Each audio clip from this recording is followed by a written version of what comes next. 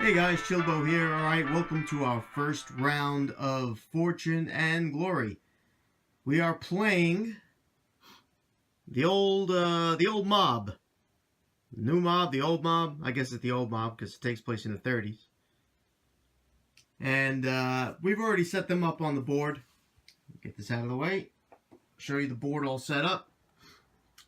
We have basically all our 4 artifacts. I'm not going to teach you much on how to set up the game, but 4 artifacts are placed out at the beginning of the game. As you see, they're all grouped over there.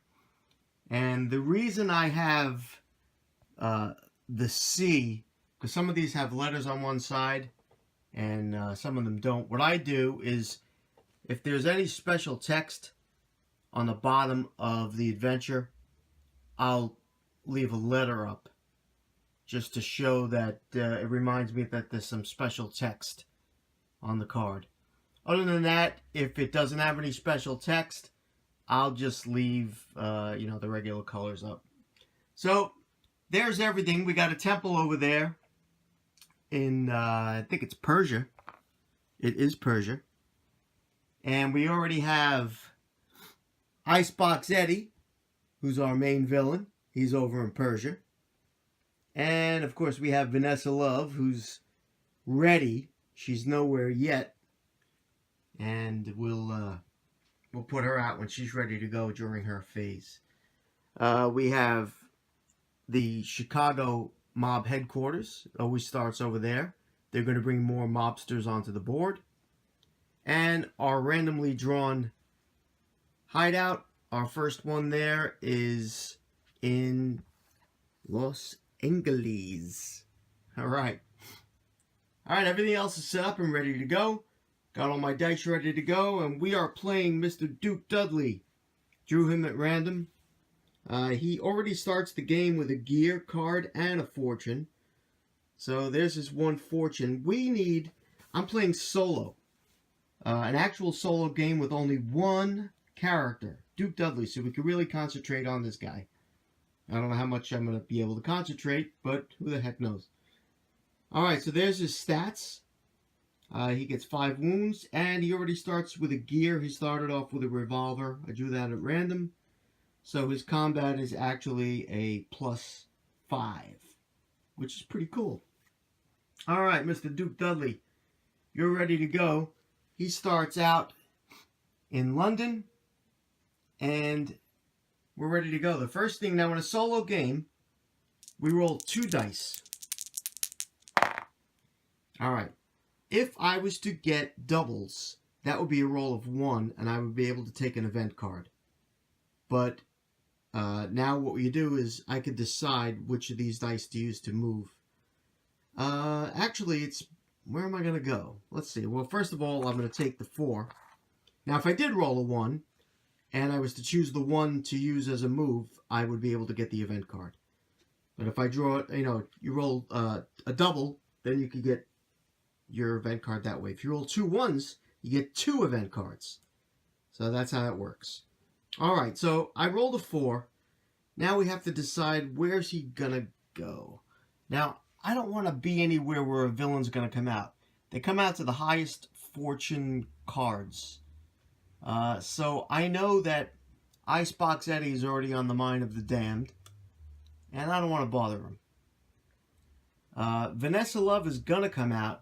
She's going to go to the Mask of Darkness because that's the next highest on the board. So we could either go to the Book of the Golden Mummy, or we could go to the Skull of Lost Souls. I'm going to go to the Book of the Golden Mummy because there's only 4... it's 4 artifacts, but there's only 3 dangers that I have to succeed in trying. So that's at the Yellow Skull. So there's our Yellow Skull. It's over in Italy. We rolled a 4. So we're going to go 1, 2, and guess what? We made it. All right. Now that we're there, we get to do our adventure. Our adventure phase just consists of drawing a little card here. Sorry about that.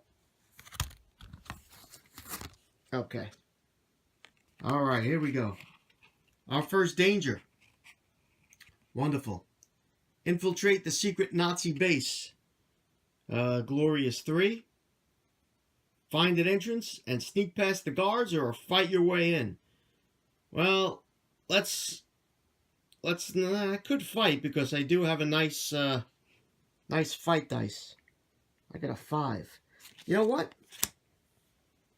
I think I'm going to fight my way in. I draw a Nazi enemy card.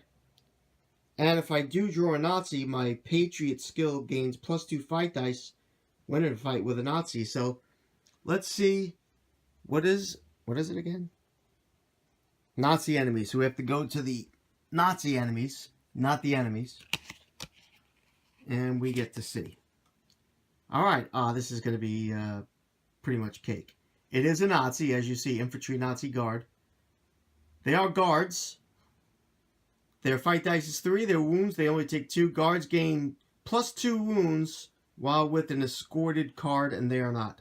And I could, of course, escape if I want to. But we're not going to do that either. We're going to actually fight them. So, my Duke Dudley guy gets 5 dice +2 because he's fighting a Nazi opponent. So, there's my dice here. And, of course, they get 3 fight dice. And we're going to roll them all together. 4, 5, or 6 are hits. And we got a lot of rolls here. Okay. So my white dice, I hit him. 1, 2. I only hit him twice. Isn't that just wonderful? He hits me twice. Alright, so I have a defense of 1. So I only take 1 wound, not 2. So we'll give him his 1 wound. I did hit them. They have no defense. I hit them twice, which is exactly what I needed. Because they can only take 2 wounds. So, guess what? I did it. And we get 2 glory out of that. We get that right away when you fight an enemy. At least that's my understanding of the rules. And we get 2 glory. By the way, we need to get, we have 1 fortune there already. We need to get 15 in this game, in a solo game. And the Nazi vile organization, not Nazi, the mob vile organization, they need to get 20. So they got to go all the way up there. So, and once that happens, the game is immediately over. You don't have to go back to a city to end your game or anything. Once one of those criteria happens, game is over.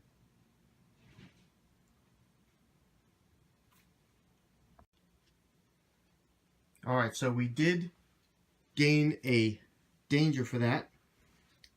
That's our first danger. And we need 3. Alright, so let's pull another danger. I'm going to press on. And we're going to do it. Let's see. Our next. The old cargo plane mishap. Alright, something is not right. Your flight has been sabotaged. Find a way out of this mid-air predicament. Alright, it's cunning. I need a 6+, and I need to succeed only 1 time. So, let's get our die. Our cunning score. Our cunning is a 3. So, we only get to roll 3 dice. So, let's get that set up. And here's our 3 dice for our cunning. We need a 6+ once. And we did it! Alright, here's our 6. So we got out of that, the whatever this is. Perfect. That's going to be another success. For the 2 that we, the 3 that we need, we got 2. And on to the next adventure. Alright, this one's called Stone Guardians. And it's a glory of 3. Alright, standing watch for countless centuries, these stone warriors stare through you with hateful eyes. Yeah, they certainly do. Kind of almost like Easter Island, doesn't it? Alright. I need a lore 5+. I need 2 successes. And it requires an extra success while at a desert. Well, I'm in Italy. I'm going to say there are no deserts there. And there are not. Okay. So we got no deserts in Italy. And we're ready to go. So this one we need Lore, 5 plus 2 successes. Lore's not too bad. I got 4 dice on a roll with lore. So let's roll them up. And there's 1 success. And I need 1 more success. You can keep rolling, by the way. Alright, well, I got it. Not a problem. Alright. Guess what?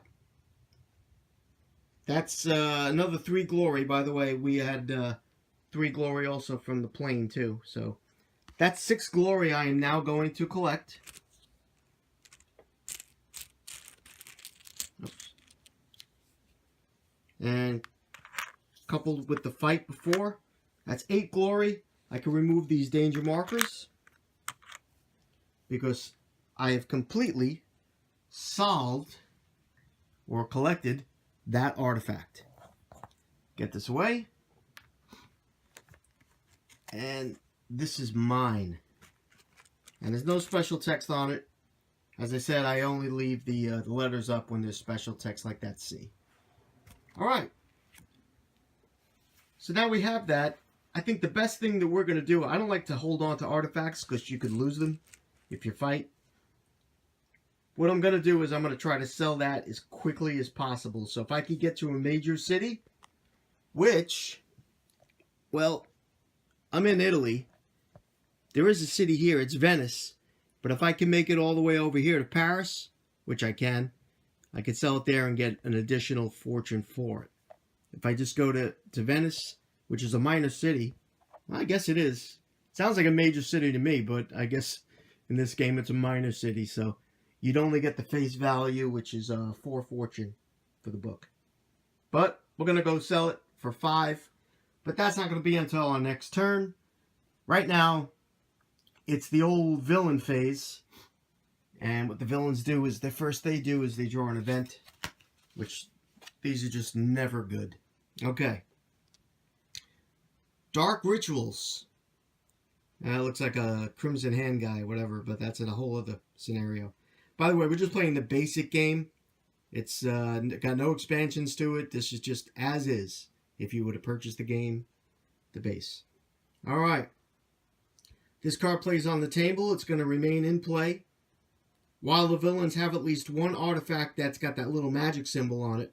And you'll notice some of these symbols are right there. There's a skull on that one. Skull on that one. Skull and an ankh.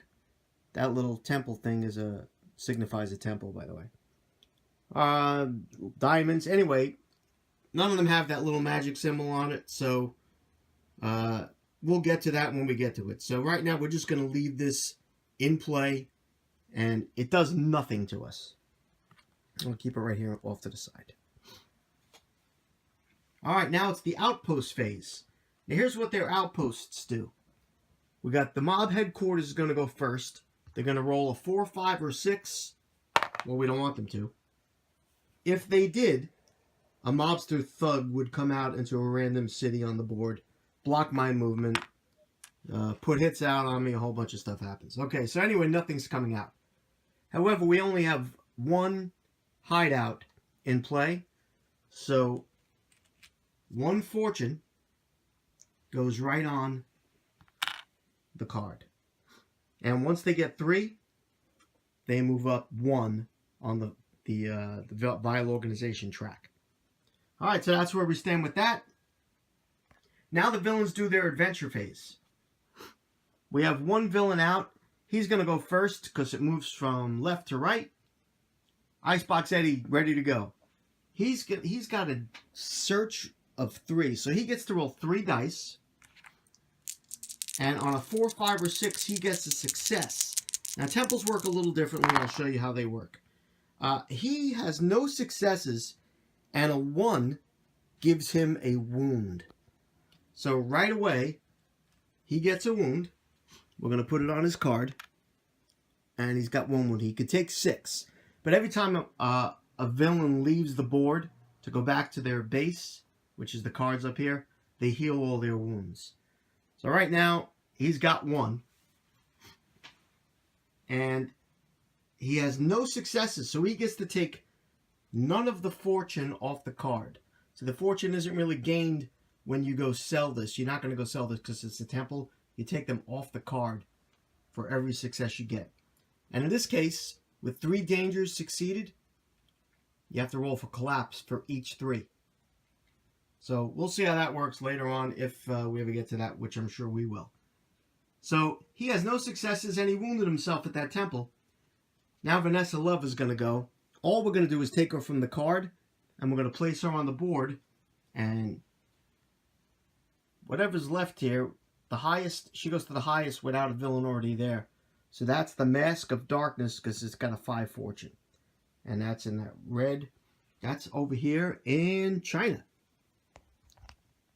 And there we go. Now she doesn't do anything this turn other than that move. All she does is come off her card because she was ready. And she's ready. So nothing else happens. I think that's the end of our first round. We have, well, 1 fortune. We didn't sell that yet.